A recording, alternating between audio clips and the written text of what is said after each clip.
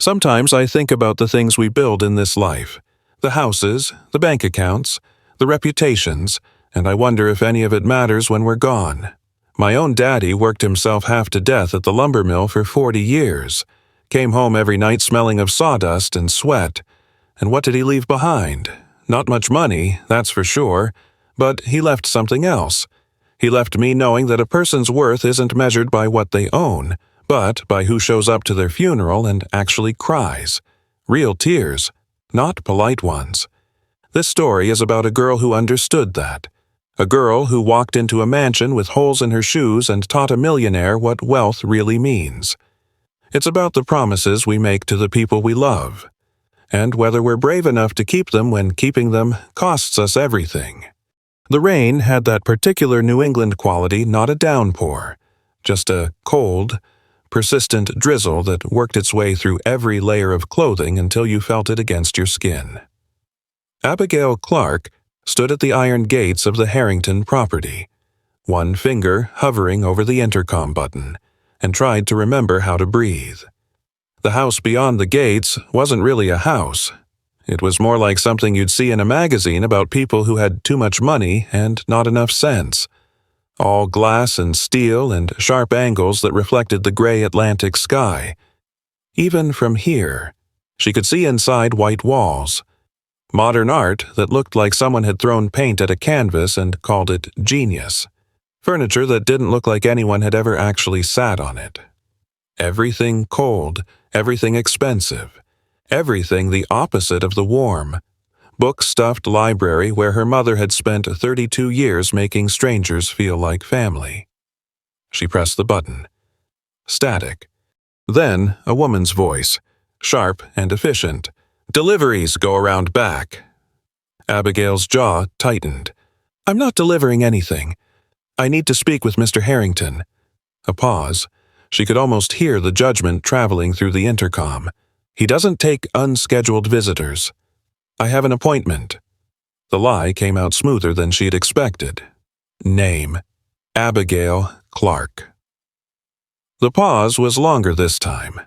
In the silence, Abigail became acutely aware of the water dripping from her hair onto her collar, the way her jeans clung to her legs, the sole of her left sneaker that flapped slightly when she walked. She'd taped it that morning with duct tape her mother had bought 2 years ago, back when duct tape and cancer medication and hope had all seemed like reasonable things to have in the house. "Wait there." The intercom went dead. Abigail waited. 5 minutes. 10. The rain found every gap in her jacket a hand-me-down from the church donation box that didn't quite fit right. She shifted the canvas bag on her shoulder. Inside, 847 signatures on a petition to save the Portsmouth Heritage Library. 847 people who remembered what it meant to have a place where you were always welcome, where books were free and nobody cared if your shoes had holes or your coat was 2 sizes too big. 20 minutes.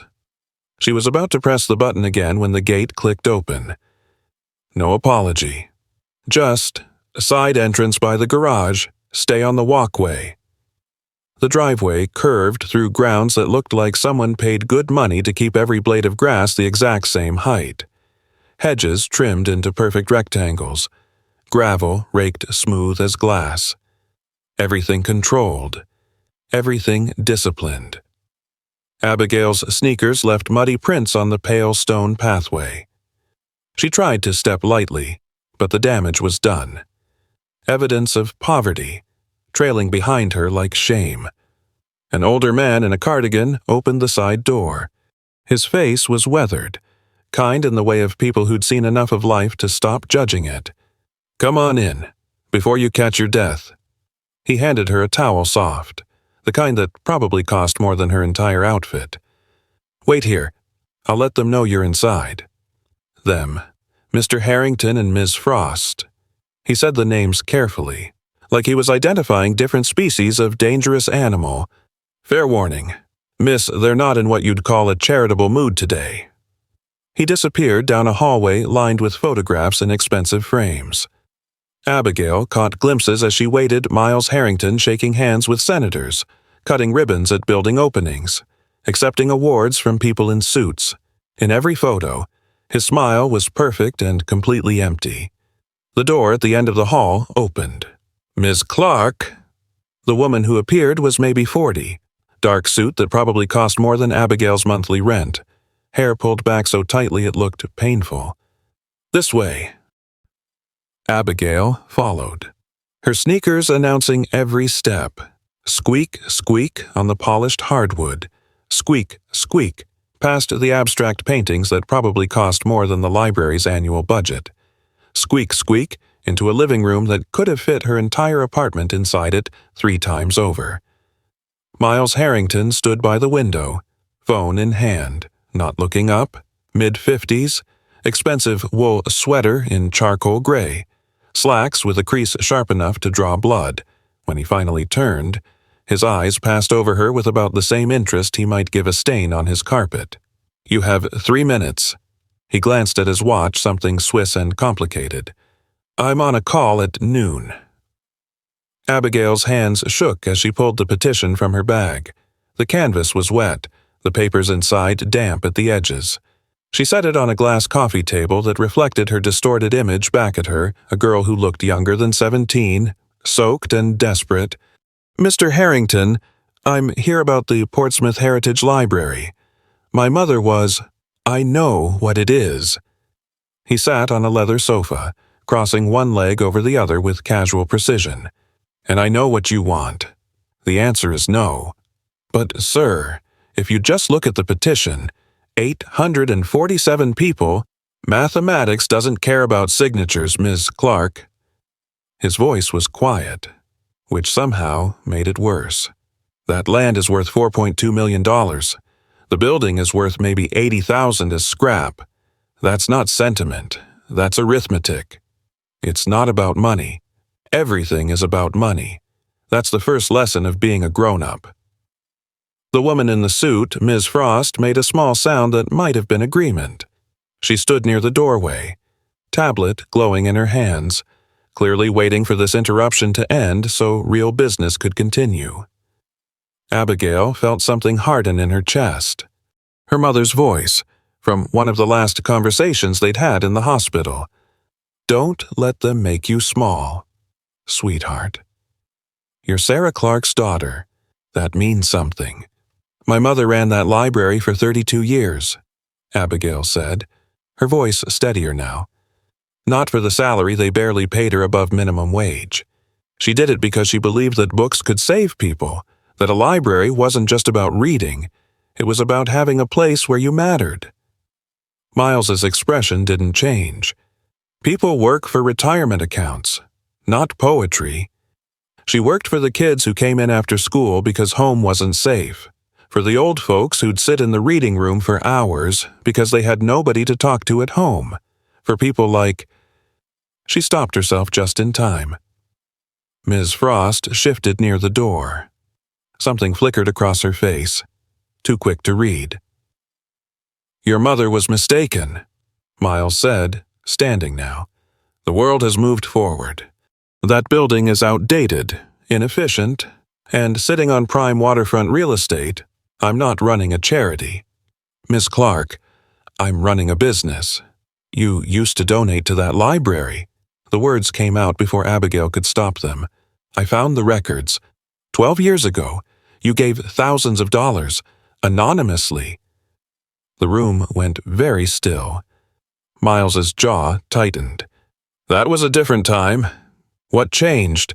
For just a second, less than a heartbeat, something raw crossed his face. Pain, maybe, or guilt. Then it was gone, replaced by the smooth, empty mask of money. "This meeting is over. Ms. Frost will show you out." Abigail's mother had taught her many things: how to mend torn pages so the tape didn't show, how to calm a crying child with the right book, how to stand your ground when standing was all you had left. "I can open it," Abigail said. Miles paused halfway to the door. "Excuse me. You're safe. The one nobody's been able to open for 12 years. I can do it." Ms. Frost actually laughed, a sharp, brittle sound, like ice cracking. "How would you even know about The library keeps records, Abigail said quietly. Old newspapers, local history archives. There was an article about it in the Portsmouth Chronicle. Millionaire's impenetrable vault baffles experts. They said the best locksmiths on the East Coast had tried. Miles turned slowly. For the first time, he was actually looking at her. Really looking. My mother was a locksmith, Abigail continued. Nights and weekends. When the library was closed, she taught me everything she knew. She used to say every lock is a conversation. You don't force them open. You listen to what they're trying to tell you. The silence stretched out. Abigail could hear her own heartbeat, could feel water still dripping from her hair down the back of her neck. You're bluffing, Miss Frost said. Maybe. Abigail met Miles's eyes. But you're curious now. I can see it. Miles studied her for a long moment. Then, incredibly, he smiled. It wasn't a kind smile. All right, Miss Clark, let's make this interesting. You have 48 hours to open that safe. If you succeed, I'll delay the demolition. 1 year. Miles. This is absurd, Miss Frost started. He held up a hand. If you fail, you'll remove your mother's memorial plaque from the library, yourself, with your own hands, and you'll publish an apology in the Portsmouth Chronicle. Something along the lines of, I was wrong. Nostalgia cannot compete with the future. The words hit Abigail like a slap. The plaque brass. Mounted by the front door was the only physical marker that her mother had ever existed, that she'd mattered. That's cruel, Abigail whispered. That's fair. Miles extended his hand. Do we have an agreement? Somewhere in the house, a grandfather clock was ticking. Outside. The rain kept falling on the perfectly manicured lawn. And Abigail Clark, 17 years old, orphaned 6 months ago, made a choice that would change everything. She shook his hand. His palm was soft, uncalloused. Hers was rough from bicycle handlebars and old book spines and nights spent gripping hospital bed rails while her mother slept. When their hands met, she gripped hard, held his gaze. He looked away first, just for a second. But she saw it. We all make choices that echo longer than we expect sometimes in the rain, sometimes in houses that smell of money and regret. If you're reading this from a place where you remember what small-town libraries used to mean, I'd be grateful to know where you're from. Miles was already turning toward the stairs when Miss Frost laughed. Not loud, just a small, sharp sound like glass breaking on tile. Really, Miles, you can't reason with people who think sentiment pays the electric bill. She glanced at Abigail, her eyes cold as January. She probably believes in fairy tales too. The words hit different than Miles' polite dismissal. They hit like the kids at school used to, back when Abigail's lunch came from the free program and everyone knew it. Her jaw locked, teeth grinding. She could feel her mother's voice somewhere in her chest. Don't let them make you small. You're right, Miss Frost. Abigail's voice came out steady, harder than before. I don't understand numbers the way Mr. Harrington does, but I do know locks. Miles stopped, his hand on the banister. Locks. My mom was a locksmith. Nights and weekends. She taught me. Abigail swallowed. Her throat was dry. Every lock is a conversation. You don't break them. You listen. Miles turned back around. His eyes narrowed, studying her like she'd just become something other than an interruption. I have a safe. His voice was quieter now, careful. 12 years. Nobody's opened it. Locksmiths from Boston, security specialists. They all failed. What's inside?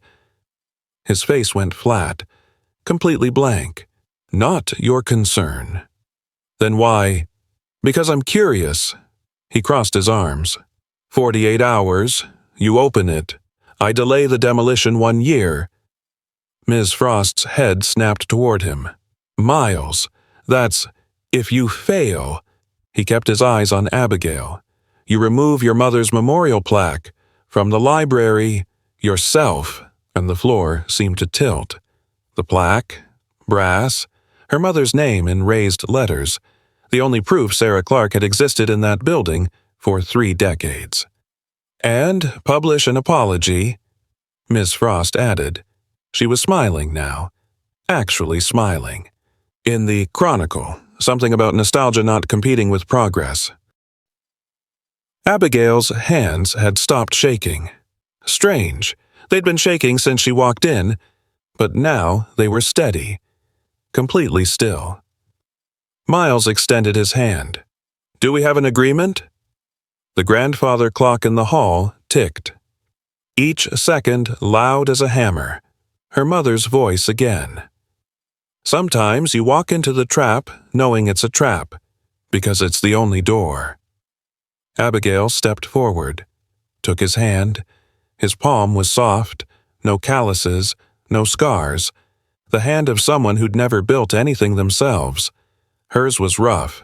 Bike grips, book spines, hospital bed rails. She squeezed hard, held his gaze. He blinked first. 48 hours, Miles said. Starting now. He led her down a hallway she hadn't seen before. East Wing. The carpet here was different, older, less perfect. They stopped at a door with a brass handle that needed polishing. Miles pulled a key from his pocket. His hand hesitated at the lock. Just for a second, then he turned it. The door swung open. The smell hit her first dust and something else. Something like sorrow left to rot in darkness. Inside, furniture covered in white sheets, curtains drawn tight. And in the corner, barely visible in the dim light from the hallway, a safe. Black steel. No visible keypad. No brand name. But that wasn't what made Abigail's breath catch. It was the books. Everywhere, children's books, picture books with worn spines and broken bindings stacked on every surface, and on the wall, uncovered a child's drawing in a frame, crayon, stick figures. Dad plus me at the library. The R was backwards. Who was Arthur? Abigail stood in the doorway for a full minute before her feet would move. The air in the room felt wrong thick, stale, like breathing inside a held breath that had lasted 12 years. She stepped inside. The floorboards creaked under her wet sneakers. Furniture hulked beneath white sheets, ghostly shapes that could have been chairs or small coffins. She pulled back the nearest sheet. Dust exploded into her face. She coughed, wiped her eyes with the back of her hand. A desk? Child-sized. The kind elementary schools used 30 years ago when kids still had wooden desks with inkwell holes. On the wall above it, uncovered that drawing. She moved closer. The crayon had bled through the paper in places where small hands had pressed too hard. Dad plus me at the library. 2 stick figures.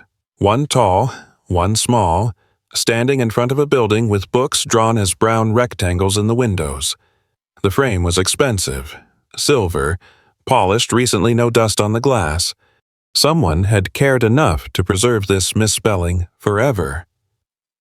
Abigail's fingers touched the glass. It was cold. Books covered every surface. Picture books with broken spines. Chapter books with torn dust jackets. She picked one up where the wild things are. The pages were soft, read hundreds of times until the binding barely held. All had the same bookplate inside the front cover. She checked 3, then 5. Arthur's Library in neat adult handwriting. Below it, in crayon, this book belongs to Arthur Harrington, age 7, or age 6, or age 8. She opened Where the Wild Things Are to the final page. In the margin, someone had written in pencil, "Read this one 14 times." A says Max is brave like him. Arthur. Her hands were shaking again. A knock at the door made her jump. She dropped the book. It hit the floor with a sound like a gunshot in the silent room. Miss. The older man from before George stood in the doorway carrying a tray. Actual china teacup. Not a mug. Steam rising into the dusty air. Thought you might need this. Thank you. Her voice came out hoarse. He set the tray on the sheet-covered desk. His hands were steady despite his age, liver spots across the knuckles. Wedding ring worn so thin it was almost a thread of gold. You're wondering about the boy. It wasn't a question. Abigail nodded. Her throat had closed up. George lowered himself into a chair by the door. His knees cracked like dry wood snapping. He was quiet for so long she thought he might have forgotten she was there. Arthur, he finally said. Mr. Harrington's son. 12 years back. Abigail wrapped her hands around the teacup. The heat burned her palms, but she didn't let go. What happened? George's jaw worked. His eyes were fixed on something beyond the room, beyond the house entirely. Beyond maybe even this life. Miles was closing a deal. Big one. The kind that makes a man rich for the rest of his days. He paused. Breathed. He'd promised Arthur he'd pick him up from school, 3:30 on the dot. But the meeting ran over. The tea was too hot. Abigail sipped it anyway. It scalded her tongue. Arthur decided to walk. Just 2 blocks to the library. He always felt safe there. You see, your mother used to save him books, ones she thought he'd like, fantasy stories mostly, dragons and knights and boys who turned out to be braver than they thought. Abigail's hands tightened on the cup. Never made it. George's voice had gone flat, empty. Driver didn't even stop. Arthur had a stack of library books under his arm, 5 of them. He was bringing them back early so the other kids could read them. That's the kind of boy he was. The room tilted. Abigail set the cup down before she dropped it. Mr. Harrington, after that, he locked himself in here for 3 weeks straight. Wouldn't eat. Wouldn't sleep much. His wife had already passed. You understand? Cancer. Few years before. So Arthur was all he had left in the world. When Miles finally came out, he sealed the room. That's safe. George gestured toward the black steel shape in the corner. I reckon that's where he put everything he couldn't stand to look at. Everything that reminded him he'd chosen a business call over his own son's life. Why would he destroy the library Arthur loved? George's face creased, deep lines around his mouth and eyes, lines earned from 70-some years of living. Maybe because every time he drives past it, he remembers he wasn't there, remembers Arthur walking alone, remembers the phone call he didn't answer because he was too busy making himself rich. After George left, Abigail sat on the dusty floor. Her jeans soaked through immediately. The carpet was damp in places, like the room itself was weeping. The safe sat in the corner. Matte black, no visible damage, no scratches or drill marks that she could see. It had never been attacked, just avoided. She crawled closer, her knees pressed into ancient carpet pile that smelled faintly of mildew. The safe's surface was smooth, cold as a gravestone in winter. No keypad, no dial, no fingerprint scanner, just a small recessed panel at the center, 6 blank digital spaces waiting for a code. 6 digits. She sat back, her mind turning like wheels stuck in mud. The desk, George must have unlocked it for her. She tried the drawer. It slid open with a groan of old wood swollen from years of dampness. Inside, pencils in a Thomas the Tank Engine cup. A ruler with teeth marks along one edge. Dried-out markers that probably hadn't worked in a decade.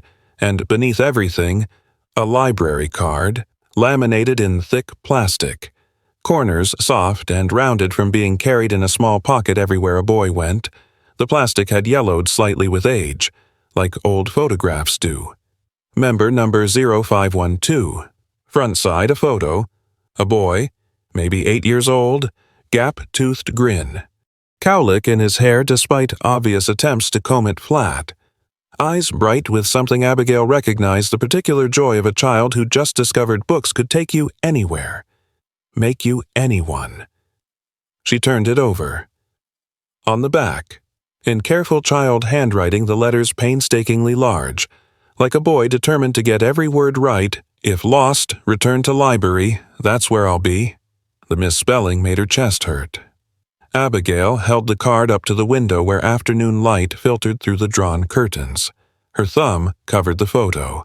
When she moved it, Arthur's gap-toothed smile appeared, frozen forever at 8 years old. He looked happy. He looked safe.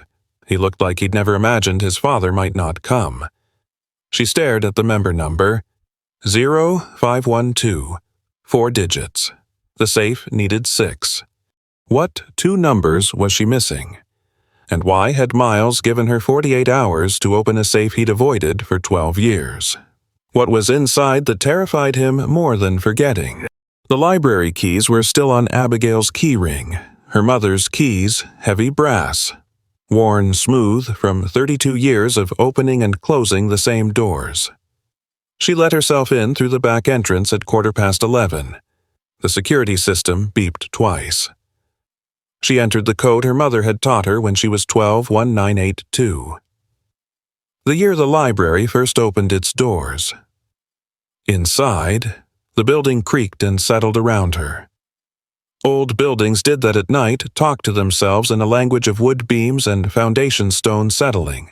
The main reading room stretched ahead, moonlight coming through the tall windows in pale bars across the worn carpet. Dust particles hung suspended in the silver light. Abigail didn't turn on the overhead fluorescents. They'd be visible from the street, and the last thing she needed was someone calling the police about a break-in. Instead, she used her phone's flashlight. The beam, cutting through darkness to illuminate familiar shapes. The circulation desk where her mother had stood for 3 decades. The card catalog actual wooden drawers, alphabetically labeled that nobody used anymore but nobody had the heart to remove. The visitor logs were kept in the bottom drawer of the circulation desk. Physical books. Not digital, this library had never quite caught up with the computer age. Abigail pulled out the volumes for 2012 and 2013. Heavy. Bound in green cloth that had faded to the color of old dollar bills. She opened 2012. Flipped through months of entries. The handwriting varied, some neat, some barely legible. Most people just wrote reading or research or left the purpose blank entirely. Then she found it. April 2012. Miles Harrington's signature, she recognized it from the petition he'd refused to look at earlier. Neat, controlled, the handwriting of someone who signed important documents every day. Purpose of visit, donation drop-off. She turned pages. May, June, July. His name appeared again and again. Sometimes twice a week. Always on weekday afternoons. August 15th, 2012. Donated 15 copies Charlotte's Web for 3rd grade reading program. A receipt was paper-clipped to the page, yellowed with age. Beneath it, a note in Miles's handwriting, Arthur wants every child to have the same books he loves, especially kids whose families might not buy them. Please distribute to the children who need them most. Abigail's throat tightened. She kept reading. October 3rd, 2012. M. Harrington donated new carpeting for children's section. Said his son complained the floor was too cold for sitting during story time. December 2012.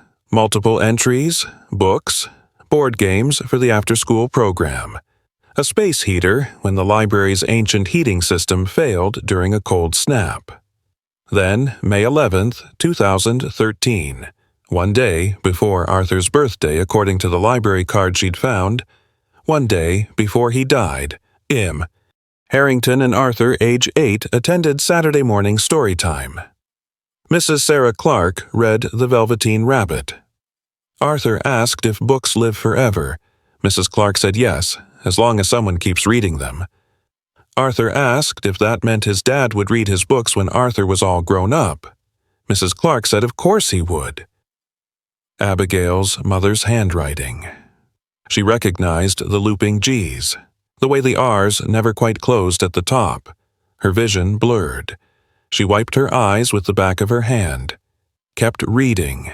After May 12th, 2013, Miles Harrington's name never appeared again in any visitor log.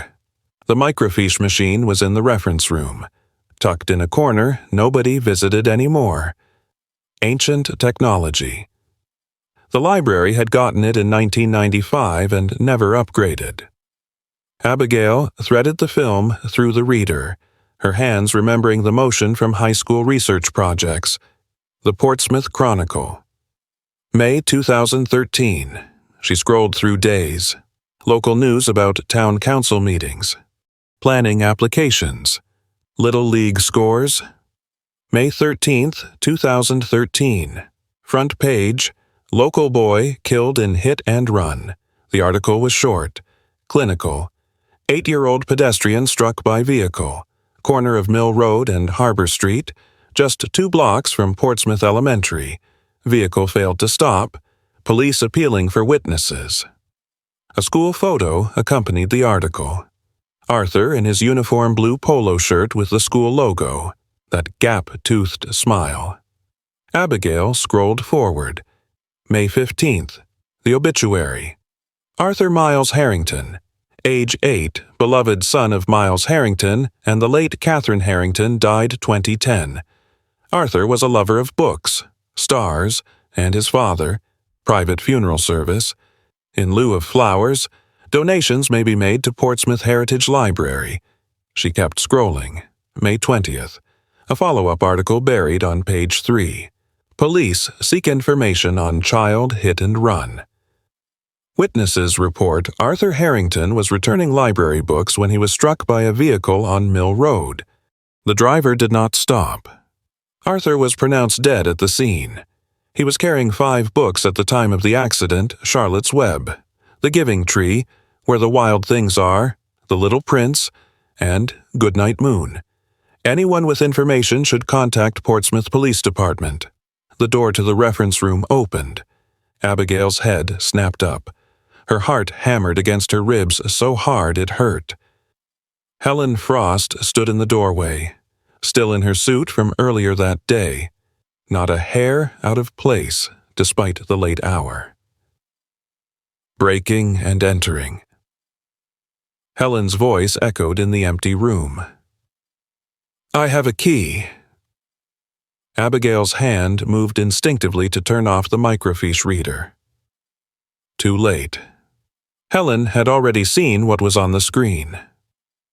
Helen stepped closer. Her heels clicked on the tile floor. Click, click, click. Each step deliberate, measured, like someone approaching something dangerous. "You're wasting your time." She stopped at the edge of the reading table. "That safe is empty anyway. Miles just likes watching people fail. It's one of his hobbies. You don't believe that." Helen's jaw tightened. Just a fraction, but Abigail saw it. "I believe in results, not sentiment. And the result here is that you're going to fail. Remove your mother's plaque yourself and learn a valuable lesson about confusing nostalgia with reality." "Why are you here?" Abigail stood. Her legs were stiff from sitting.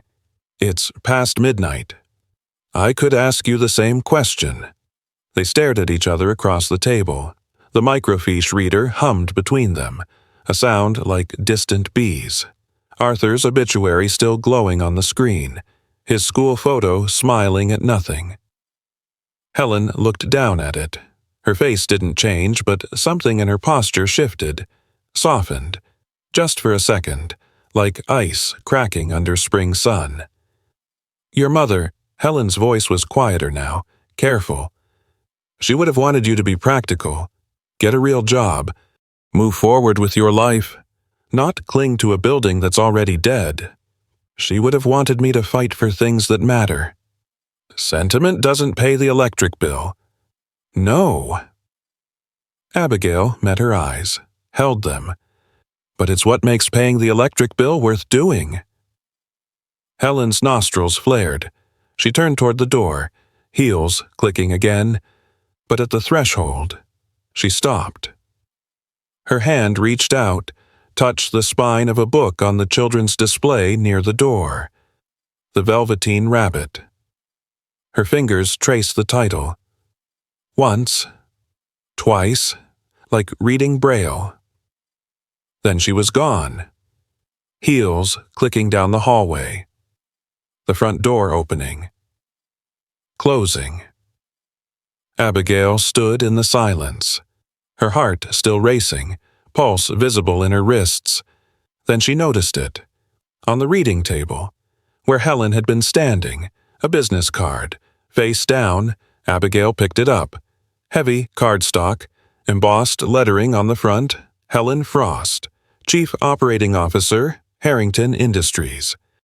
She turned it over, written in pen, in tight, controlled handwriting that looked like it cost effort to keep steady. The code isn't a date. Think about what Arthur loved more than birthdays. Abigail stared at the words. Read them again, again. What did Arthur love more than birthdays? Books. But books weren't numbers. The library. But how did you turn that into 6 digits, his father? But her phone buzzed. Text message from an unknown number. This is George. Got your number from the library records. Thought you should know Mr. Harrington just went into Arthur's room. First time in 12 years. Been in there over an hour now. Think he's listening to you move around down here. Abigail's hands went cold. She looked up at the ceiling, as if she could see through plaster and insulation and floorboards to where Miles Harrington stood in his dead son's room 2 miles away. Listening. Waiting. For what? The summons came at 8 in the morning. A text from a number Abigail didn't recognize. Ms. Frost requests your presence at Harrington Industries. 10 a.m., executive floor. Abigail had slept maybe 3 hours on the library's reading room couch, the one her mother used to nap on during lunch breaks. Her neck ached. Her mouth tasted like old pennies and stale coffee from the pot she'd brewed at 5 a.m. She took the bus into downtown Portsmouth. Harrington Industries occupied a glass tower near the waterfront, all steel and reflective windows that made it look like a knife cutting into the sky. The lobby had floors polished to mirrors, security guards in dark suits. A receptionist behind a desk made of what looked like polished granite. Abigail Clark. I have an appointment with Miss Frost. The receptionist's eyes flicked over Abigail's jeans, her jacket still damp in places from yesterday's rain, her sneakers with the duct tape sole. The look lasted maybe 2 seconds, but Abigail felt every millisecond of judgment. Executive floor, elevator on your right. The elevator was glass-walled on 3 sides. Abigail watched the ground fall away beneath her. Her stomach dropped. She gripped the brass rail until her knuckles went white and bloodless. 19th floor. The doors opened onto a reception area where everything was white and chrome and absolutely silent. Not quiet silent, as if sound itself had been surgically removed. A young woman in a pantsuit appeared. This way, please. She led Abigail down a corridor lined with framed awards. Regional Business Leader 2019. Innovation Award 2020. Photographs of Miles shaking hands with people in expensive suits. People Abigail half recognized from news broadcasts her mother used to watch. Helen's office was at the end, glass walls on 2 sides. You could see the entire harbor spread below the commercial fishing boats, the tourist shops, the library, a small gray rectangle among taller, newer buildings. Sit. Helen didn't look up from her computer screen. Abigail sat. The chair was leather, expensive. Uncomfortable in a way that suggested comfort wasn't the point. Helen typed for another 30 seconds, each keystroke sharp and precise, then closed her laptop with a click that echoed like a door closing. $10,000. She slid an envelope across the desk. Heavy, cream-colored. Cash. Drop this campaign. Use it for college. Start a real life somewhere that isn't slowly dying. Abigail didn't touch the envelope. I don't want money. Everyone wants money. They just pretend otherwise until rent is due and the refrigerator's empty. Helen leaned back. Her chair barely made a sound, like it had been engineered for silence. You're 70. No job prospects. Your mother's gone. This library crusade is a child playing at being Joan of Arc. Maybe. But it's my choice to make. Helen's eyes narrowed. Behind her, floor-to-ceiling windows showed Portsmouth in perfect clarity. No distortion, no softness, just reality laid bare in morning light. Why do you care so much? Abigail's hands were steady on the armrests. About one building, Mr. Harrington has dozens of development projects. Why does destroying this particular library matter to you personally? Something flickered across Helen's face, fast as a match strike in a dark room. That's not your concern. Seems like it is. You're here at 10 in the morning trying to bribe a teenager. That's not normal corporate behavior. Silence. The city hummed below them. 19 floors of steel and glass and people who believed height meant safety from the mess down below. Helen's phone rang. She answered it without breaking eye contact with Abigail. Yes, no, that timeline is unacceptable. Have them revise and resubmit by noon. Her voice was clipped, professional, but her free hand gripped the edge of her desk, knuckles bone white, tendons standing out like cables under skin. While Helen spoke, Abigail's eyes drifted. The office was immaculate, not a paper out of place, everything organized with military precision. On the credenza behind the desk, a single framed photograph, lying face down. Abigail shouldn't. She knew she shouldn't. But Helen's back was turned toward the window now, phone pressed to her ear. Abigail stood, crossed to the credenza. Her footsteps were silent on the thick carpet that probably cost more per square foot than most people's monthly rent. She lifted the frame, turned it over. A little girl, 8 or 9, school uniform the kind public schools issued in the 80s, polyester and elastic waistbands, pigtails held with plastic barrettes, gap-toothed smile. Standing in front of a building Abigail would recognize anywhere, even in an old photograph. The Portsmouth Heritage Library. The original facade from before the 1998 renovation added the wheelchair ramp. The girl was holding a teddy bear with one ear missing, held it like it was the most precious thing in the world. Her smile was huge, unguarded. The smile of a child who hadn't learned yet that happiness could be taken away without warning. The girl was unmistakably Helen Frost. Put that down. Abigail jumped, nearly dropped the frame. Helen had ended her call. Turned back. Her face was absolutely still. Not angry, not anything. Just blank, like someone had wiped it clean of all expression. I said put it down. Abigail set the frame carefully on the credenza. Face down, the way she'd found it. I'm sorry. I didn't mean, you grew up there. Not a question. Abigail's voice was quiet, careful. At the library. Helen didn't answer. Her hand was still gripping her phone, hard enough that Abigail could hear the case creaking under the pressure. Seconds passed. 10, 20. A full minute of silence while Helen stared at the photograph lying face down between them. Then Helen spoke. Each word precise. Surgical. Like she was removing bullets from an old wound. My mother left me there when I was 7 years old. August 1986. Said she'd be back after her shift at the Holiday Inn. Night cleaning crew. Minimum wage. She told me to wait in the children's section. Said Mrs. Clark would look after me until she got back around midnight. Abigail's throat closed. She didn't come back. Helen set her phone down. Picked up the photograph, but still didn't look at it. 3 days I hid in the stacks, sleeping behind the reference section where nobody looked, eating crackers from the vending machine that someone had left coins in. Your mother found me on day 4, called social services. They placed me in foster care in Manchester. Miss Frost. 6 months later, the library closed for renovations, budget cuts. Town couldn't afford to keep it running while they fixed the roof and updated the wiring. By the time it reopened 8 months later, I was in Nashua, different foster home, different school, different life.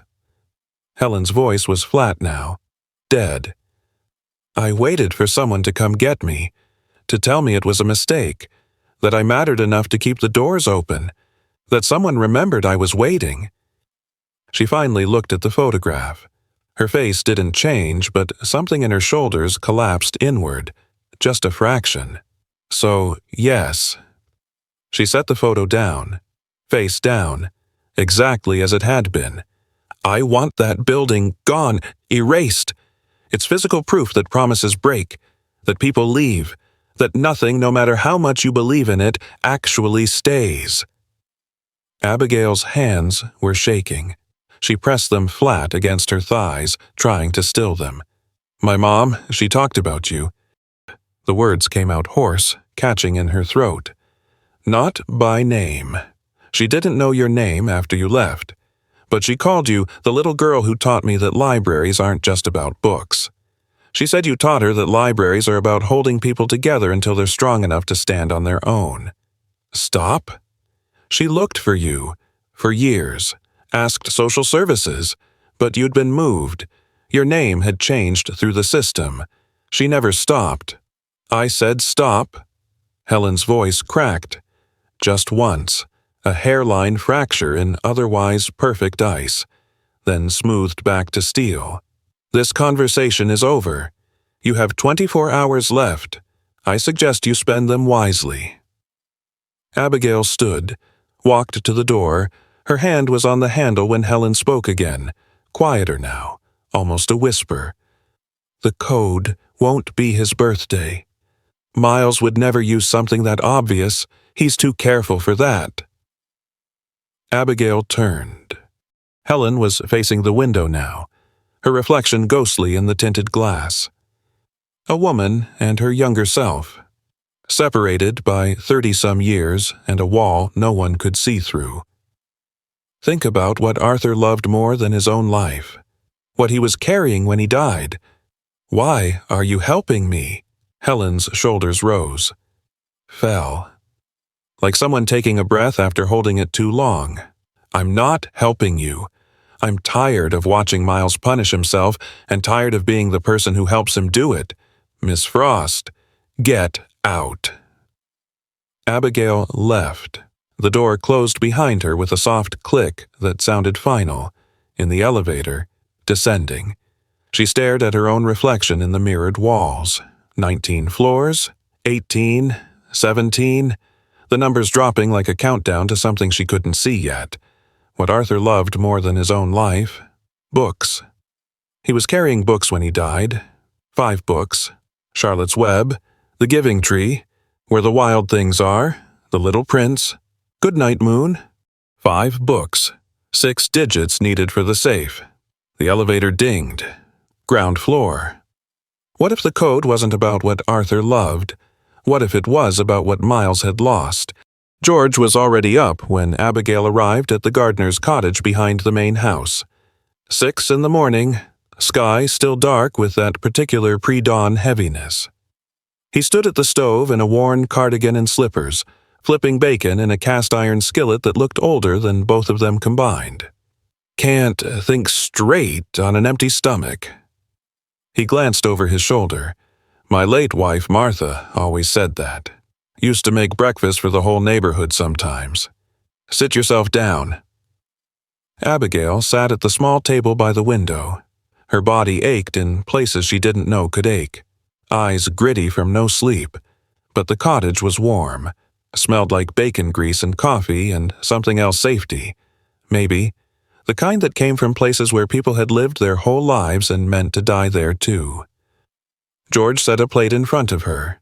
Bacon, scrambled eggs, hash browns, crispy at the edges. Toast with real butter melting into the surface. "Eat up now." She picked up her fork. Her hands shook slightly. The eggs were perfect, not too dry, still soft. She took a bite. Couldn't remember the last time someone had cooked for her. Really cooked, not just handed her a sandwich. George sat across from her with his own plate. For a while, they ate in silence. Outside, the sky lightened from black to deep purple to the kind of blue that meant morning was coming, whether you were ready or not. "Mr. George," Abigail finally said, "what did Arthur love most, besides books? George set down his fork, wiped his mouth with a cloth napkin, actual cloth, not paper, old habits. "You're still working on that safe business." "I have until tomorrow morning. Less than 24 hours now." He was quiet, his eyes distant, looking at something only he could see, somewhere past the kitchen walls and the present moment. "Stars," he said. "Boy was crazy about stars. Miles bought him a telescope for his 7th birthday. One of those real ones, not a toy from the department store, proper astronomical telescope with all the fancy lenses. What kind of stars did he like? Constellations. Mainly, Arthur would drag his father up to the library roof, only flat roof in town. You see, perfect for stargazing.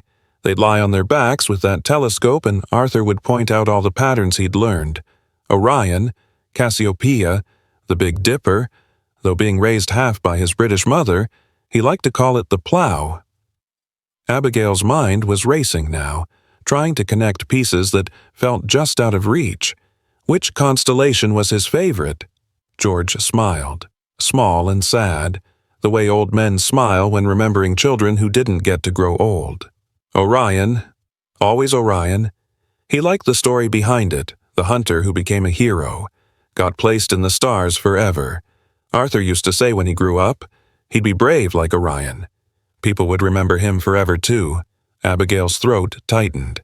She swallowed hard, forced herself to keep breathing. Did he draw them, the constellations? Drew them everywhere. In his school books, on the sidewalk with chalk, on that library roof too, I'd wager. Haven't been up there in years.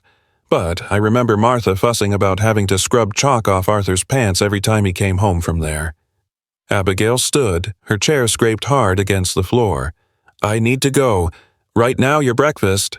"I'm sorry. Thank you. I have to check something." She was already at the door, pulling on her damp jacket. "Library roof." Then, George called after her. She was already running. The library roof was accessed through a maintenance hatch in the second-floor supply closet. Abigail had been up there exactly twice in her life, once when she was 9 and her mother needed to check for leaks after a hurricane. Once when she was 14 and stupid enough to think watching the sunrise with Tommy Henderson would be romantic. It hadn't been. She dragged a stepladder from the janitor's closet, climbed it, pushed the hatch open. Dust and cold air fell into her face, making her cough. The ladder was metal, rungs cold enough to hurt her hands. She climbed anyway.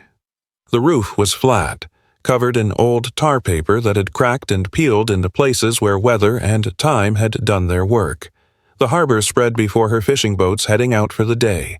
Gulls circling, the gray Atlantic beyond stretching to nothing.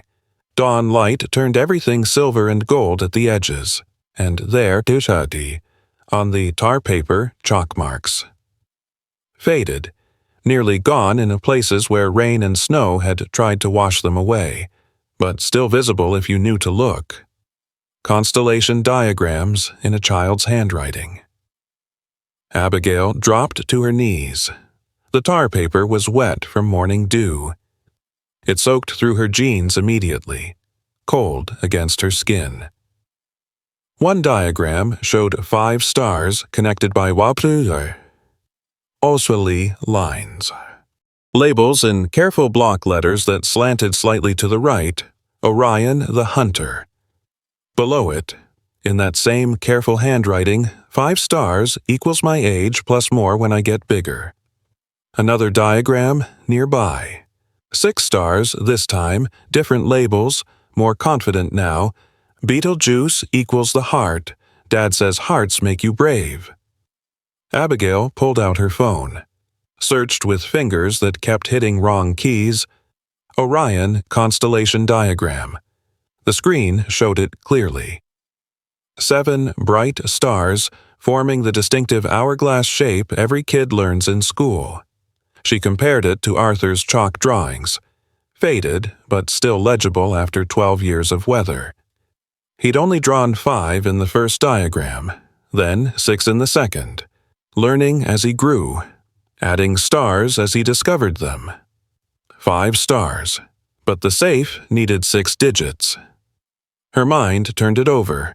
Orion's main stars had names: Betelgeuse, Rigel, Bellatrix, Mintaka, Alnilam, Alnitak. Saif, names weren't numbers, but positions could be. She needed paper, something to write on. She started to climb back down the ladder when she heard voices below. In the library. She froze. Listened. Front door was unlocked. She must be here somewhere. Mrs. Pemberton's voice. 82 years old. White hair and perfect curls, even at 6:30 in the morning. Abigail climbed down. Found Mrs. Pemberton in the main reading room, along with 3 other people she recognized from town, and one she didn't expect. Jack, the teenager who used to steal books, hoodie, nervous eyes, laptop bag over his shoulder. "What are you all doing here?" Mrs. Pemberton held out a shoebox. "Brought you something, dear. Thought you might need it." She opened the box. Inside, another library card, Arthur's first one, from when he was 5 years old, baby-faced photo, front teeth too big for his mouth. "I was the volunteer who issued this one," Mrs. Pemberton said softly. "He was so proud. Kept asking if it meant he was officially a real reader now. I told him it meant exactly that." Jack stepped forward, pulling out his laptop. Miss Clark, I heard what you're trying to do. I made something. A program." His fingers were already opening it. "It converts star patterns into number sequences. I thought maybe I don't know. Maybe it could help." Abigail stared at these people. These near strangers who somehow weren't strangers at all. "Why are you helping me?" Jack's face went red, blotchy. "Because your mom never called the cops when I took those books. She knew. I know she knew, but she just kept putting my favorites on the returns cart by the front door, like it was normal, like I wasn't," his voice cracked, broke. "I never got to thank her." Mrs. Pemberton put her hand on his shoulder, squeezed. "You just did, sweetheart. By showing up when it matters." More footsteps. George appeared with a wool blanket, draped it over Abigail's shoulders without a word, squeezed her shoulder once firm. Paternal. The weight of approval.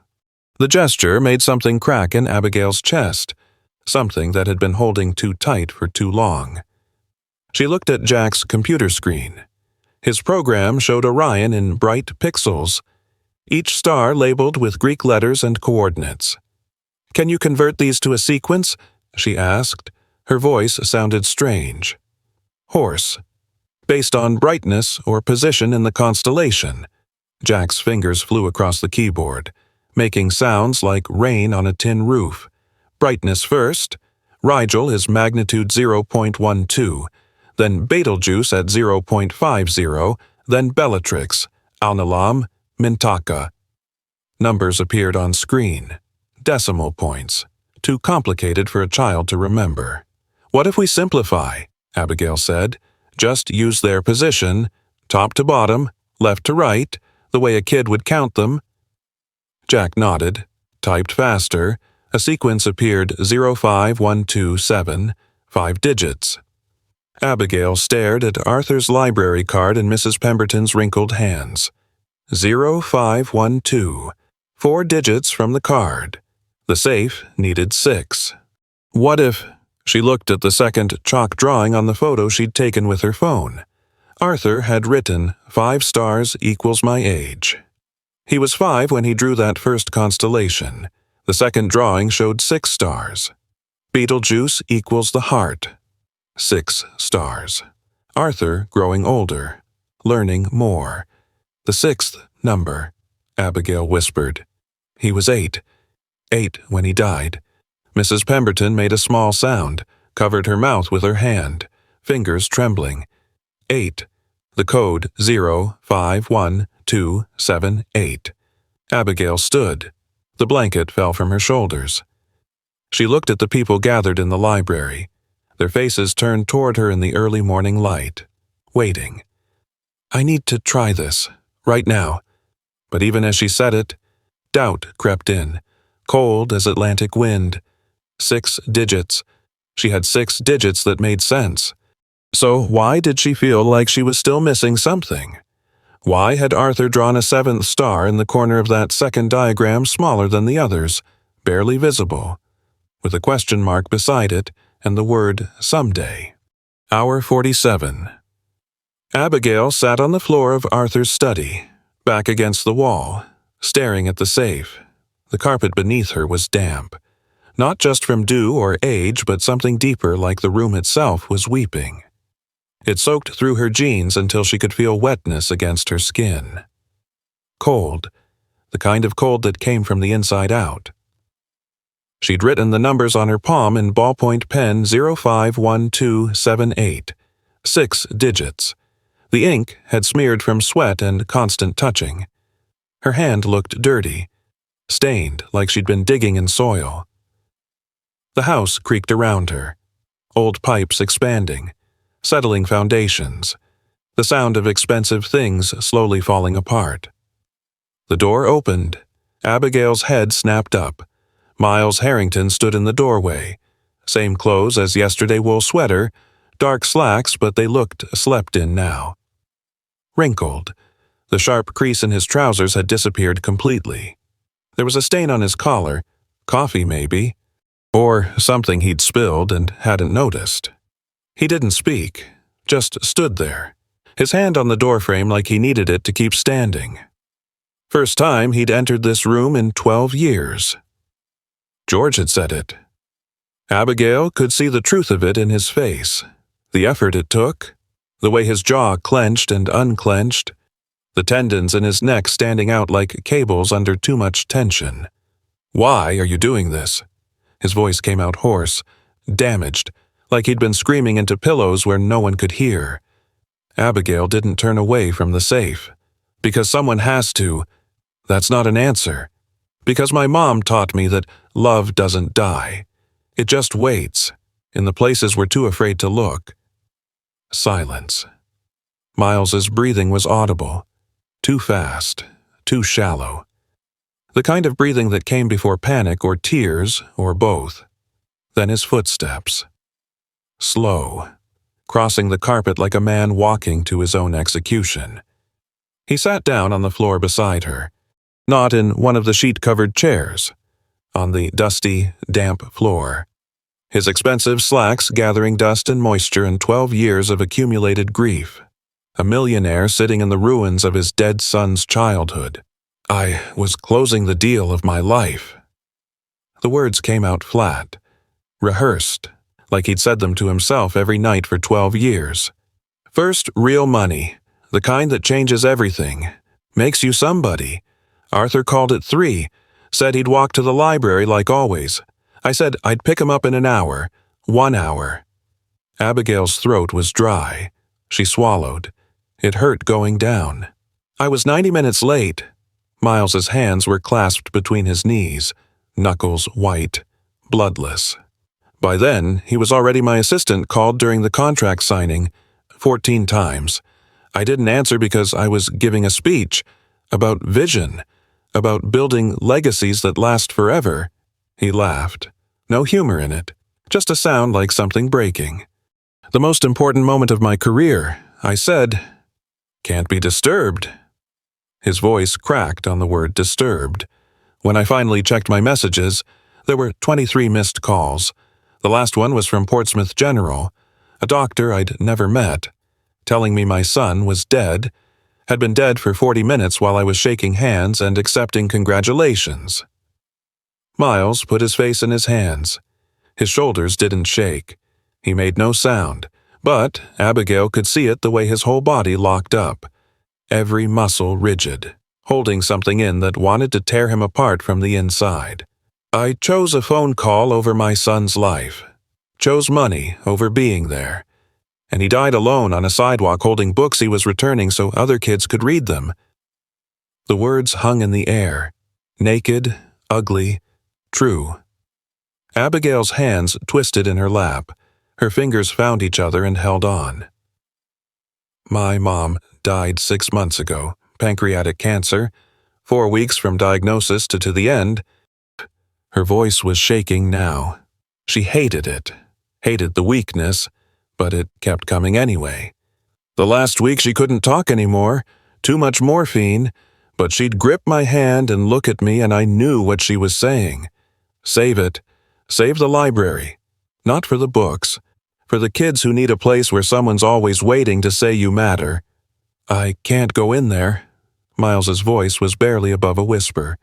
The library? I drive past it every day. Have to. It's on the way to everywhere. And every single time I see him, standing by the front door with his backpack, blue with rocket ships on it, wondering why I'm late, always wondering why I'm late. He's not wondering anymore. How would you know that? Abigail looked at the safe, at the 6 blank spaces waiting for numbers that might be wrong, because kids always know when they're loved. Even when we fail them, even when we're late, they know. She stood. Her legs were stiff. Pins and needles shot through her feet, making her stumble slightly. Miles watched as she approached the safe. She knelt. The carpet was rough against her knees, gritty with 12 years of dust nobody had cleaned. The metal surface reflected her face back at her distorted, ghost-like, like something that wasn't quite real. Her hand shook as she reached for the keypad. The button clicked, lit up red, click, red light, click, click, click, click. Nothing happened. The lights stayed red, the door stayed locked. Abigail's stomach dropped. Her vision blurred. She blinked hard. Tears on her cheeks now, and she hadn't even felt them start. It's all right. Miles's hand covered hers. His palm was cold. Dead cold. You tried. More than anyone else has. But Abigail's mind was racing. Orion had 7 main stars. Arthur had drawn a 7th in the corner. Small, barely visible. With a question mark and the word someday. She pulled her hand away from Miles, looked at the numbers written on her palm. Smeared. Almost illegible now. Arthur's library card, 0512. His age when he died 8. But there was something else. Something Arthur had written on that roof. Something about 8 being special. 8 is infinity sleeping on its side. His teacher had told him that. Miss Thompson. Infinity. Forever. What number represented infinity 0? Abigail's breath caught. Her hands were shaking so badly she could barely see the keypad through the trembling. She cleared the sequence. Started again. 0, 5, 1, 2, 7, 8, 0. 7 digits. She pressed the final 0. For a moment, nothing. Then click. A sound so soft she almost missed it. The sound of a lock that had been waiting 12 years to be opened. Waiting to finally exhale. The door swung open. Slowly, like something reluctant, like even metal could know this would hurt. Miles made a sound. Not a word, not anything human, just a sound raw and animal, and completely wrong coming from a grown man in expensive clothes. Inside the safe, no gold, no cash, no jewels or bonds or anything that mattered to anyone but one person. A toy airplane, red plastic, One wing held on with yellowed Scotch tape, the kind of cheap toy you'd buy at a drugstore because your son loved planes and you wanted to see him smile. Comic books, spines broken, pages dog-eared and stained with fingerprints and maybe grape jelly. Spider-Man, Batman, the Avengers, a child's treasures. And in the center, positioned carefully like something sacred, a cassette tape. The kind nobody used anymore. Nobody even made players for them anymore. The label, written in Miles's handwriting. Slightly shaky, Arthur's voice record date, May 11th, 2013. May 11th, the day before Arthur's 8th birthday. The day before he died. Miles reached for the safe. His hand stopped midway, trembling, shaking like a drunk's hand reaching for a bottle he knew would kill him. He couldn't do it, couldn't touch it. Abigail lifted the tape carefully. The plastic case was dusty. It left marks on her fingers, gray smudges. "Do you want to hear it?" Miles's face had gone completely white, bloodless. His lips moved, but no sound came out, like his voice had broken completely. He nodded. Abigail found the tape player in the desk drawer, ancient, battery compartment corroded, but when she pressed play, it still worked. Static, hissing. Then, "Hi, Dad," a child's voice. High, excited, alive in a way that dead things shouldn't be. Miles folded forward, put his hands over his face. His whole body started to shake, not crying, not yet, just shaking like he was being electrocuted. "It's me, Arthur. Miss Thompson said we should record our voices so when we're older we can hear how we used to sound. I'm doing this the day before my birthday. Tomorrow, I'll be 8. That's infinity, sleeping on its side. Miss Thompson says infinity means forever." A pause, rustling sounds, a chair scraping. "I hope you're not too busy tomorrow. I know grown-up work is important. Mom used to say you were building something big before she got sick. Something that would last. I hope I'm part of what you're building. Dad." Another pause. Breathing. A child trying to find the right words. "If you're listening to this later, like when I'm old like you, I hope you're not sad. I'll always wait for you at the library. That's where the best stories are. That's where you taught me about being brave, about how heroes are people who show up even when it's hard." The child's voice dropped, quieter now, almost shy. "I love you infinity ways. Dad, don't forget that. Even if you're busy, even if you're late, I'll always be waiting." Click as the tape ended. Miles was on his hands and knees now, forehead pressed to the carpet, not crying, worse than crying, making sounds that came from somewhere deeper than tears could reach, his shoulders heaving, his hands clawing at the dusty carpet like he was trying to dig through it to somewhere else. Somewhere, Arthur still existed. "I'm sorry," Miles whispered into the carpet, face pressed down into dust and grief. "I'm sorry. I'm sorry. I'm sorry." The words over and over, a prayer to a God that didn't answer, a confession to a son who couldn't hear, a wound ripped open after 12 years of festering in darkness. Abigail knelt beside him, put her hand on his back, felt the tremors running through him like earthquakes. She looked back at the safe, at the broken toys, the worn books, the tape that held a ghost's voice speaking to a father who'd arrived 12 years too late. And then she saw it. Behind the tape, hidden in the back corner where shadows gathered thick another cassette. Blank label except for a single word in Miles's handwriting. The word was answered. The second cassette sat in Abigail's palm, lighter than she expected.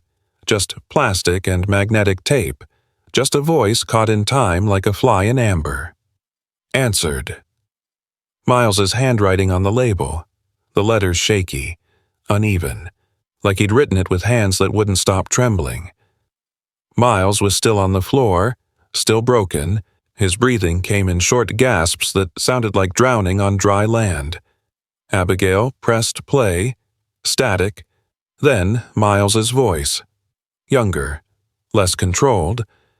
Recorded the day Arthur died, or maybe the day after. Hard to tell through the rawness. Arthur.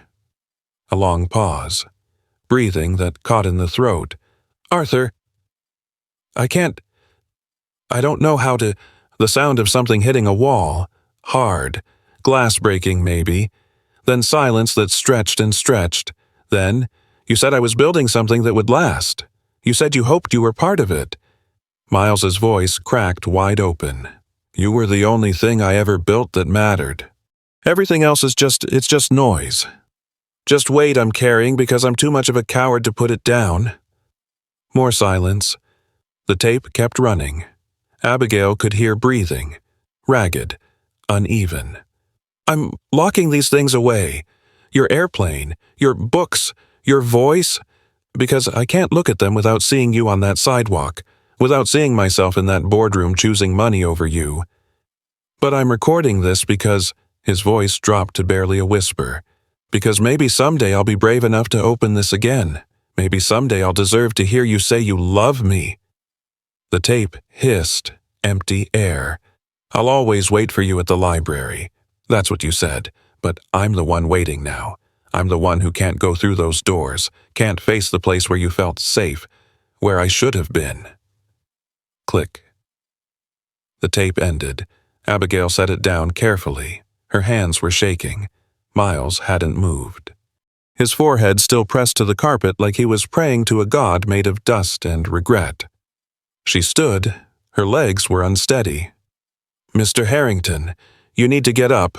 No response. Just that ragged breathing. You need to get up now. You have a board meeting in 2 hours. Miles lifted his head. His face was wet. Eyes red and swollen like open wounds. Cancel it. No. Abigail's voice came out harder than she meant it. You're going to that meeting. You're going to tell them the truth. What truth? His voice was hollow, empty as an abandoned house. That you're done running. The boardroom was glass and chrome and money. 19th floor of Harrington Industries. Same building as Helen's office. The city spread below like a relief map, buildings and harbors and roads and all the things people built to prove they mattered more than they did. Miles arrived at 9 a.m. sharp, carrying a cardboard box. The cheap kind from office supply stores, brown, ordinary. It looked wrong in his hands. Like seeing a king carry his own garbage. The board members were already seated around the long table. 12 people in suits that cost more than most people made in a month. Faces carefully neutral. Professional masks firmly in place. Helen sat at the far end. She looked at the box. Her jaw tightened. She knew. Somehow, she already knew. Miles set the box on the conference table. Didn't sit. Just stood there holding the edge like he needed it to stay upright. 12 years ago, I lost my son. His voice was quiet. The room went completely silent. Even the air conditioning seemed to stop. Not to chance. Not to fate. To my own choice. I picked a business call over picking him up from school. He died walking to the library, carrying books he was returning so other kids could read them. One of the board members, Davies, silver-haired, from one of the old Portsmouth families, shifted in his seat, uncomfortable, not sure where to look. Miles opened the box, pulled out the toy airplane, set it on the polished table where billion-dollar decisions got made. The tape on the wing was yellow with age. The red plastic was scuffed from small hands playing. This was his favorite toy. He brought it to the office once, sat in the waiting room for 3 hours playing with it while I signed contracts that made me rich, made me somebody. He pulled out the cassette tape, set it next to the airplane. This is his voice. Recorded the day before he died. He said he hoped he was part of what I was building, that he'd always wait for me. Helen's face had gone pale. She was gripping her tablet so hard her fingernails were white against the dark case. Today, I'm making a different choice. Miles looked at each board member in turn, making eye contact, not letting them look away. The Portsmouth Heritage Library demolition is canceled, effective immediately. Permanently. Helen sat forward. Miles, we have contracts. Investors who've already committed capital. The financial losses will be, I'll pay the penalties, every single dollar. Davies cleared his throat. The sound echoed in the silent room. The shareholders will demand an explanation. This will affect stock price, quarterly projections. Then tell them I spent 12 years building an empire on guilt, trying to bury memory under concrete and steel and profit margins. Tell them I'm done. Miles's hands were flat on the table now, steady, not shaking anymore. Tell them I'd rather be poor and human than rich and hollow. This is professional suicide, someone muttered. Young man at the far end, ambitious eyes, the kind who saw board positions as stepping stones. Miles looked at him, really looked. Maybe, but I've been dead for 12 years anyway. Might as well try living before they put me in the ground for real. Silence. The air conditioning hummed back to life. Somewhere 19 floors below, the city moved. People going to work, coming home, living lives that continued regardless of what happened in rooms like this. I'm stepping down as CEO, Miles continued. Effective next month. I'm creating a foundation, the Arthur Harrington Foundation. It will fund libraries and programs for kids in foster care across New England. Kids who need someone to wait for them. He looked directly at Helen. I need someone to run it, someone who understands what these kids need, not from textbooks or business school, from living it. Helen's face didn't change, but her hands started shaking. She set the tablet down carefully, pressed her palms flat on the table like she was trying to hold on to something. The meeting is adjourned, Miles said. Legal will handle the paperwork.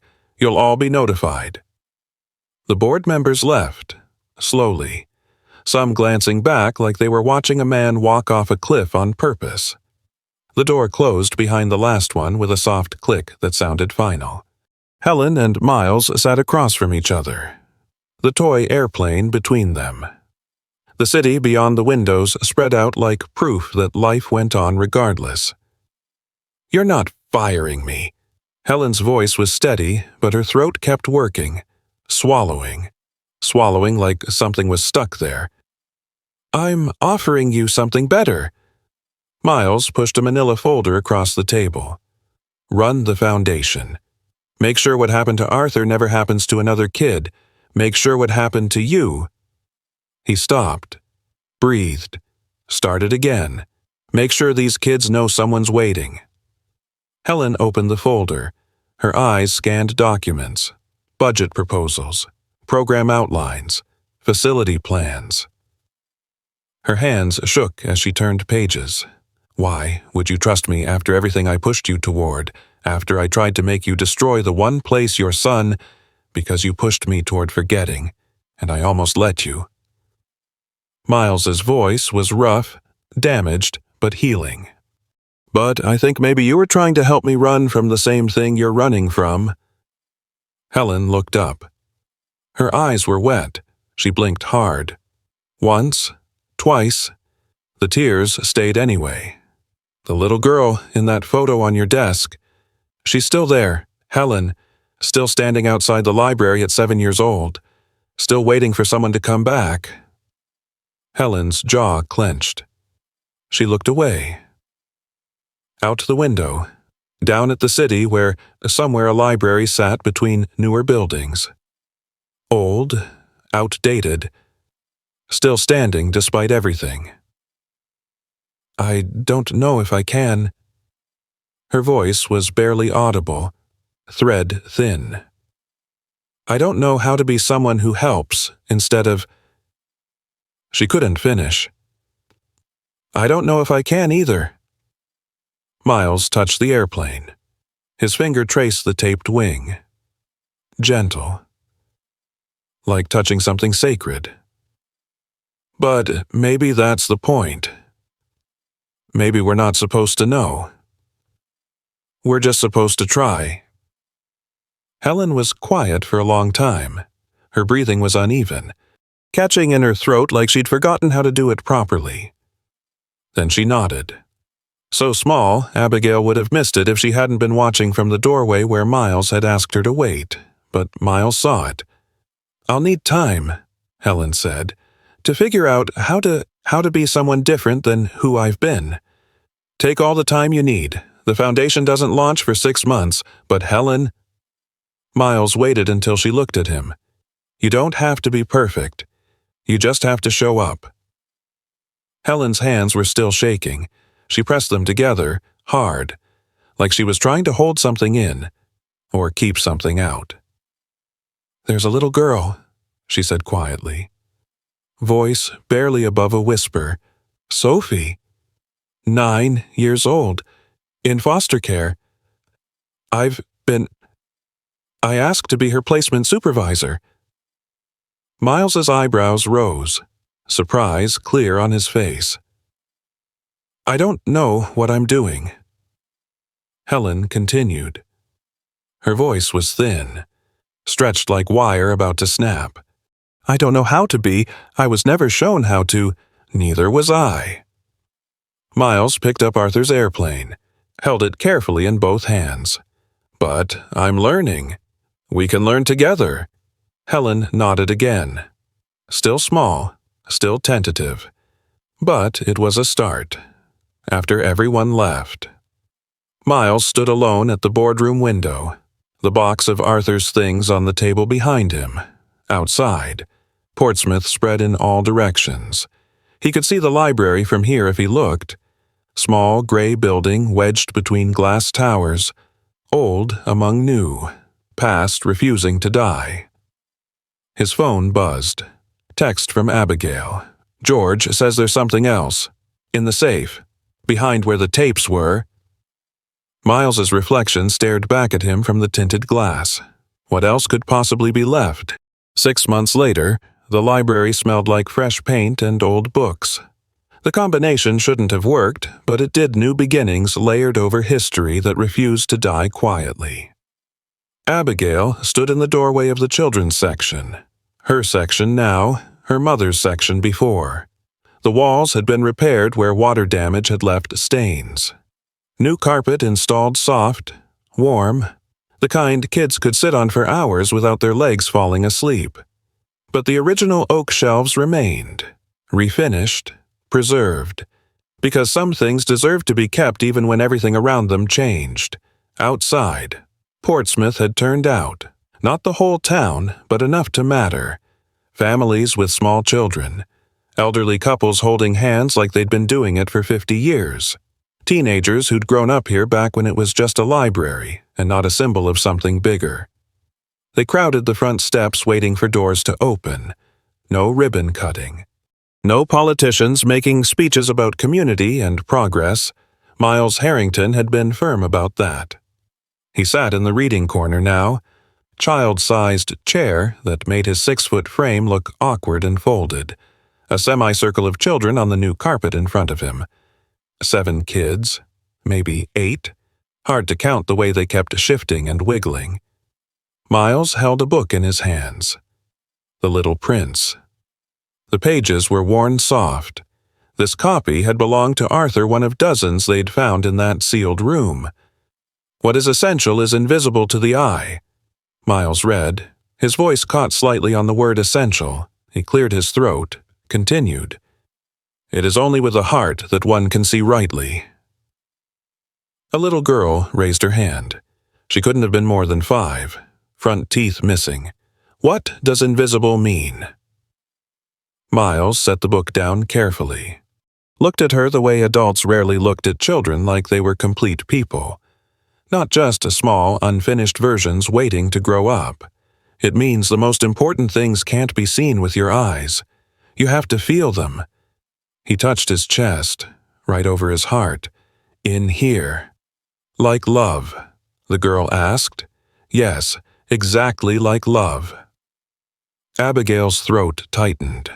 She turned away before anyone could see her face, walked to the front entrance where 2 brass plaques had been mounted side by side on the old brick wall.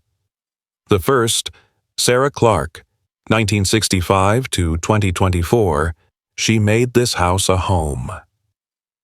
The second, New and Shining, Arthur Miles Harrington, 2005 to 2013.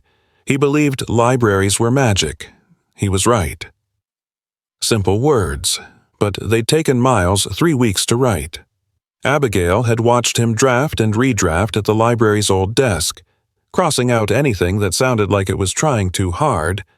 Arthur would have laughed at fancy words. Miles said, Arthur liked things simple and true. A taxi pulled up outside.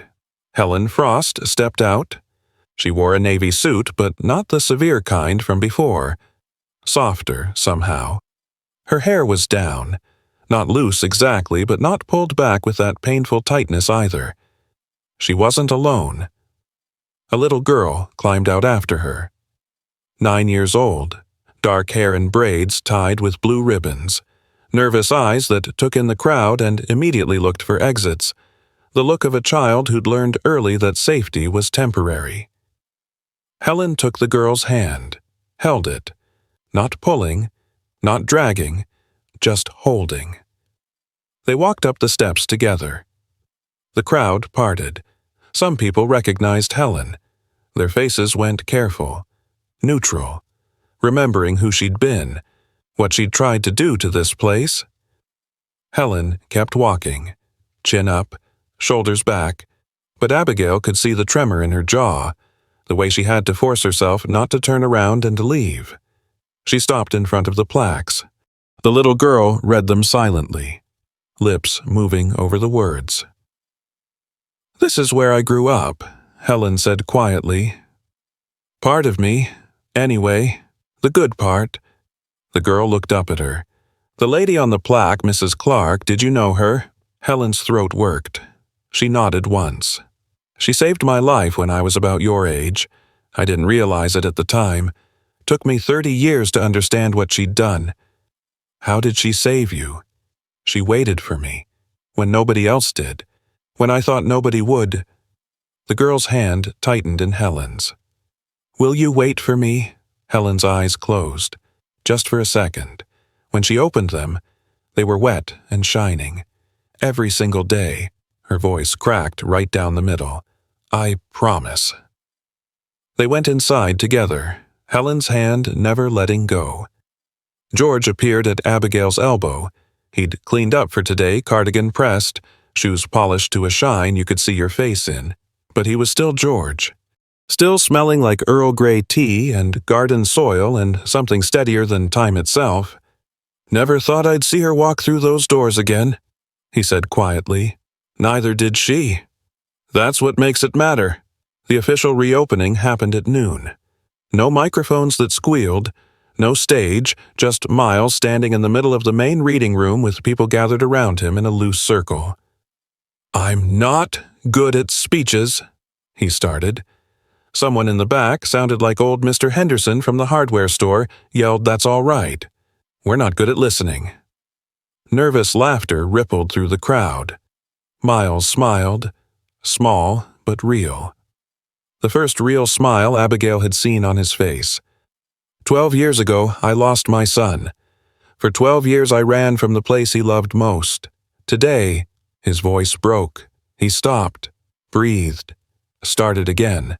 Today, I'm trying to do what he always did, come home, and he gestured to the children's section.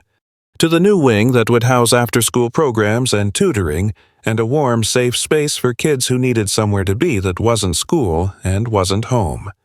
This place will be called Arthur's Haven. Not because my son was perfect. He wasn't. He misspelled library every single time he wrote it. He lost 4 library cards before he turned 8. He returned books late and got chocolate fingerprints on the pages and once tried to check out 17 books at the same time. Laughter. Real this time. Warm and understanding. But he understood something I forgot. That libraries aren't buildings. They're promises. Promises that someone will wait. Someone will listen. Someone will remember you matter." Miles looked at Abigail, held her eyes. My son kept that promise. Now we're keeping it for him. After the crowd dispersed. After the families left and the doors finally closed at 8 p.m. Miles gathered the small staff in the back office. Just 6 people now. Abigail, George, Mrs. Pemberton, Jack the teenager who was working part-time while finishing his GED. 2 new hires, a librarian from Boston, a social worker from Portland who specialized in at-risk youth. Miles set the old cassette player on the desk, the one from Arthur's room. "There's something you need to hear," he said. "Before tomorrow, before kids start coming through those doors every day expecting us to keep our promises." He pressed play. Arthur's voice filled the small room. That recording from May 11th, 2013. "I'll always wait for you at the library." Mrs. Pemberton's hand went to her mouth. Her eyes squeezed shut. Tears leaked out anyway. When the tape ended, Miles pulled out a second cassette. New, recently recorded. The label said, "For Arthur, December 2024. "I made this last week," he said. His hands shook slightly as he loaded it. I needed him to know. Even if he can't hear it. I needed to say it out loud." He pressed play. Miles's voice. Steady now. Clear. No longer raw and bleeding. "Arthur, I'm sorry I was late. I'm so sorry, son. But I'm here now, and I promise you, I swear on everything that matters, every child who walks through these doors will know they're worth showing up for. I'll wait as long as it takes, just like you taught me." A pause. Breathing. "This place is your home. It always was. And now it's a home for everyone who needs one. That's the legacy you left. That's what you built with 8 years of loving books and people in this dusty old building. Not me. You." Another pause. "I love you infinity ways, son. I always will." The tape clicked off. George stood, walked to Miles, put his hand on his shoulder. Firm. The weight of approval from a man who'd seen everything worth seeing and forgiven most of it. "Well done, son," George said quietly, his voice rough with age and emotion. "Well done." 1 year later, Abigail came home for Christmas break. Oxford was good scholarship and all, but she missed Portsmouth. Missed the smell of old books and salt air. Missed the particular creak of the library's front door that nobody had bothered to fix. She let herself in at dawn on Christmas morning. The building was closed, but she still had keys. Would always have keys. The main reading room was dark. She didn't turn on the lights, just walked through by memory and pale winter sunrise filtering through the tall windows. The children's section had grown. More books donated every week, more color. A mural on one wall, stars and constellations painted by local kids in bright acrylics. In the center, Orion, the hunter, Arthur's favorite. His toy airplane hung from the ceiling, suspended by fishing line so thin it was almost invisible.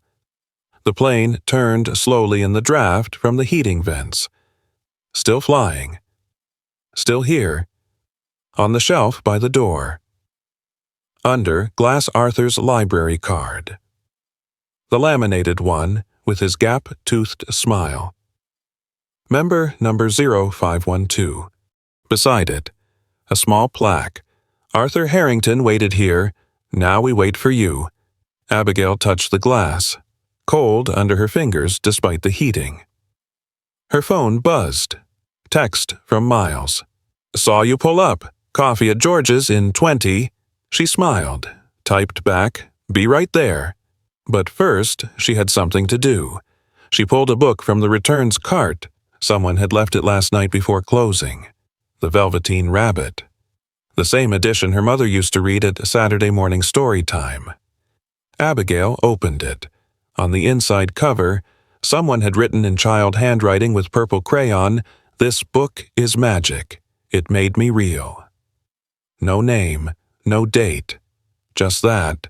She shelved it carefully in the picture book section, right at child height, where small hands could reach it, outside. The sun was rising over Portsmouth Harbor. Light spilled through the windows, turning dust motes into gold. The building creaked and settled. Old wood remembering what it was built for? Abigail looked back once before leaving. At the airplane, at Arthur's card, at the shelves full of stories that never died as long as someone kept reading them. Her mother's voice in her head. Clear as Christmas morning, libraries aren't buildings. Sweetheart, they're promises. Abigail locked the door behind her. Tested it twice to make sure it's out. Some promises were worth keeping. Some doors needed to stay open. Forever. There's something quiet that settles in after stories like this one. Something heavy, maybe, or tender. I'm not entirely sure there's a proper word for it, just that familiar weight of recognizing ourselves in the space between what we meant to do and what we actually did. Many of us have stood at doors we were too afraid to walk through. Carried weight we never set down because we thought that's what being strong looked like. Loved people we never quite knew how to reach. Even when they were sitting right across the table from us. Miles spent 12 years running from a library. Helen spent 30 years hating a building that once kept her warm when nobody else would, both convinced they'd missed their chance, that some doors stay closed forever. Maybe that's not always true.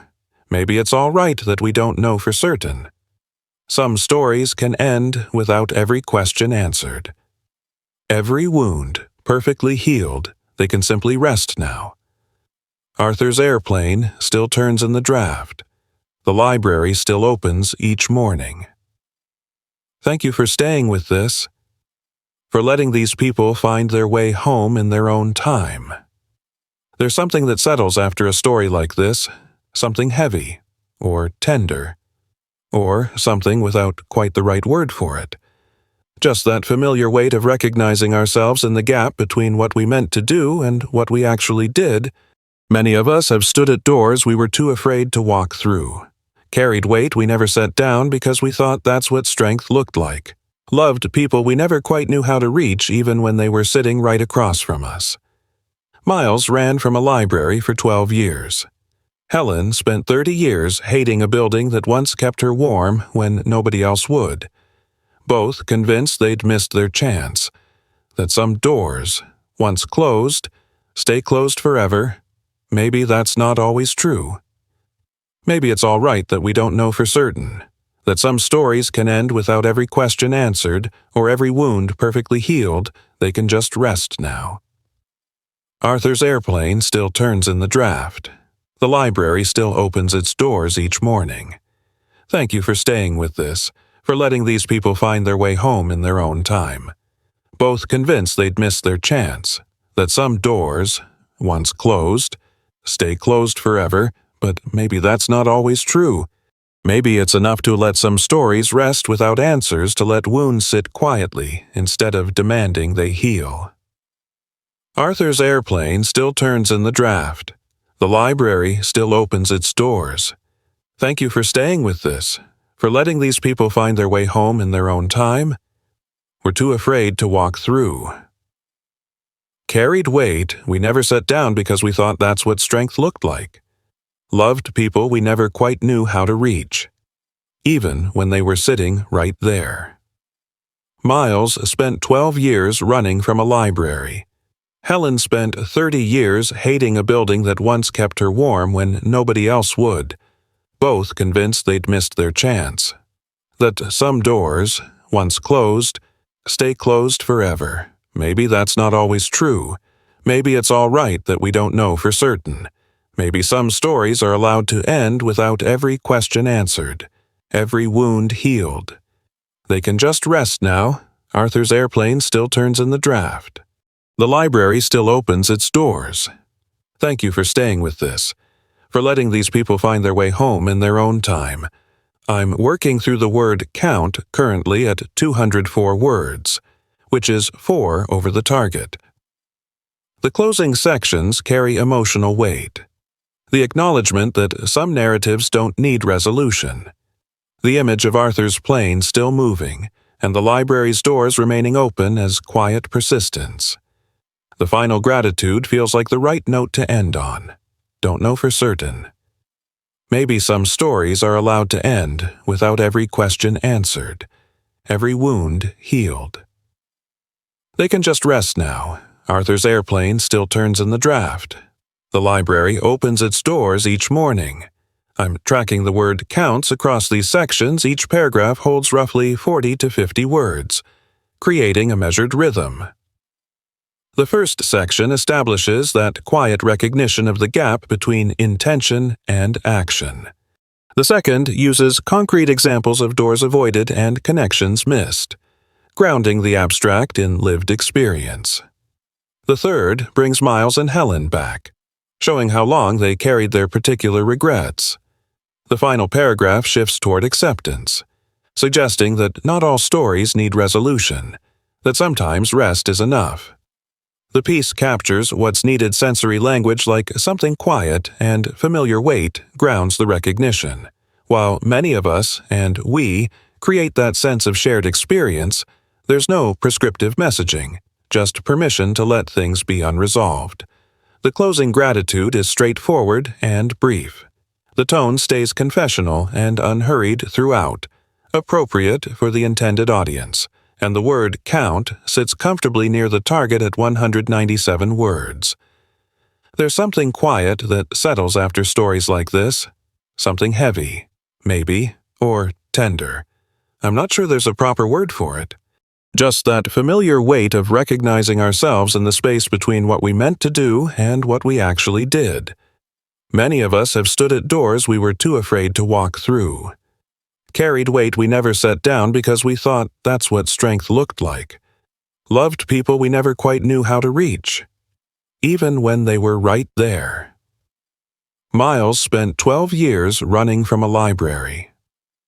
Helen spent 30 years hating a building that once kept her warm, both convinced they'd missed their chance. That some doors, once closed, stay closed forever. Maybe that's not always true. Maybe it's all right we don't know for certain. Maybe some stories are allowed to end without every question answered, every wound healed. They can just rest now. Arthur's airplane still turns in the draft. The library opens its doors each morning.